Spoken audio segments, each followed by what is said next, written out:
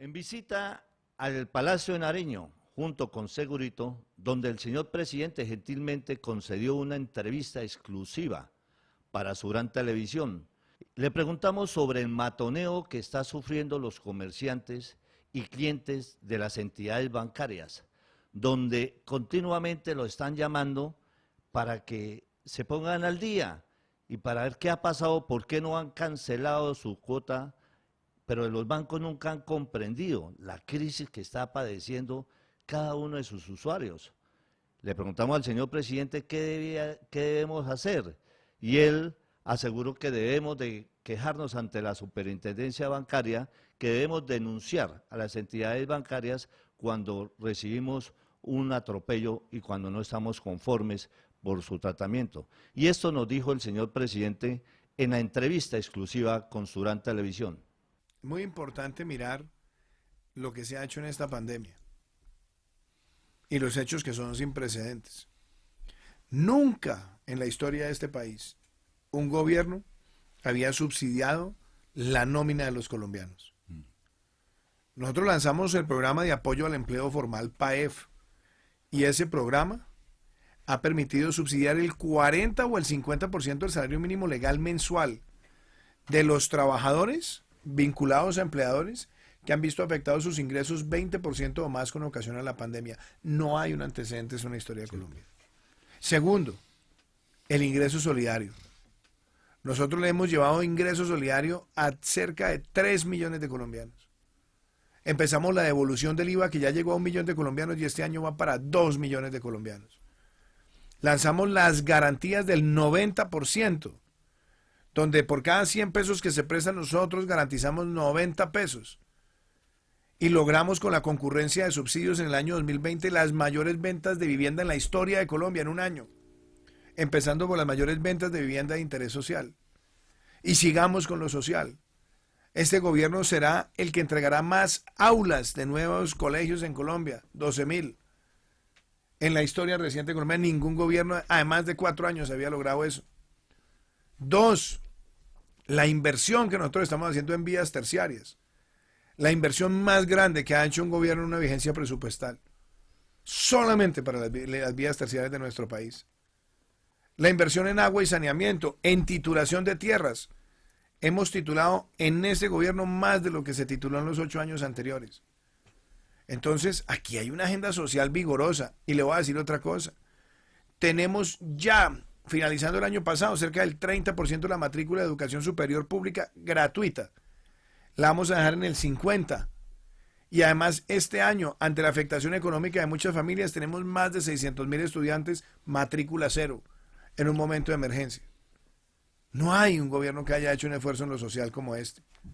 Entonces, todas esas medidas, toda esa realidad, sumado a la expansión de las unidades de cuidado intensivo en la red hospitalaria y sumado a la atención de los más vulnerables, un gobierno que ha repartido cerca de 2 millones de mercados en medio de la pandemia. Eso muestra el gran sentido social nuestro. Y esos son hechos, apreciado Pedro Antonio. Sí, presidente, pero los bancos no se han metido en el paseo.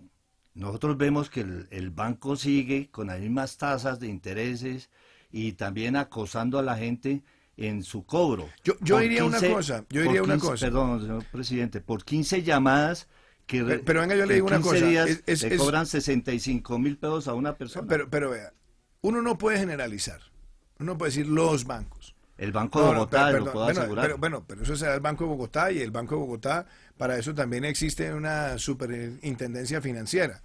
Lo cierto es que se ha hecho refinanciamiento de una gran cantidad de cartera. Compara el comportamiento de la cartera de Colombia con la de otros países.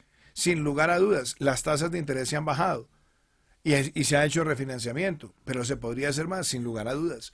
Pero lo que se ha hecho en términos de refinanciamiento también es sin precedentes en la historia de Colombia. Estamos hablando de más de 11 billones de pesos refinanciados en medio de la pandemia. Y sí, se ha afectado la cartera, tenemos un poco más de cartera vencida, pero nunca un crecimiento exponencial de la cartera vencida.